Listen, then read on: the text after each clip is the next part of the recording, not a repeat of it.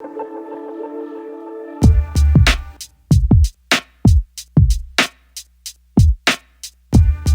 never thought I was going to go back into healthcare, but when I started doing my master's, one of the projects was about healthcare, and it was Hypercare actually. It was talking about it's a good segue, I guess. The department head was like, "Hey, everyone uses WhatsApp and iMessage, and it's not secure," and so that's how I kind of got started building this, and that's how I got to combine technology with healthcare as well.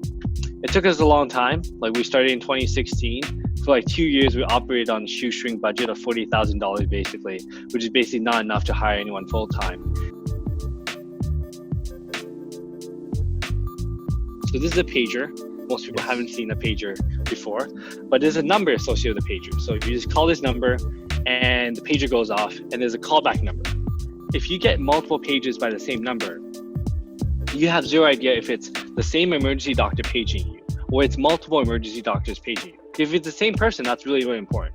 And so as you can really see, this whole process really breaks down. We also have done a penetration test where we actually hire hackers, white hat hackers, to basically penetrate your system, figure out vulnerabilities in your system. And those are kind of things that you have to consistently do to ensure that new features that you develop that potentially could introduce weaknesses are getting patched up. Using personal experience, I've literally sat in the emergency department waiting for someone to call me back for 4 hours. And that's 4 hours that the patient didn't need to be sitting in the emergency room, 4 hours that I could have been thinking about other things.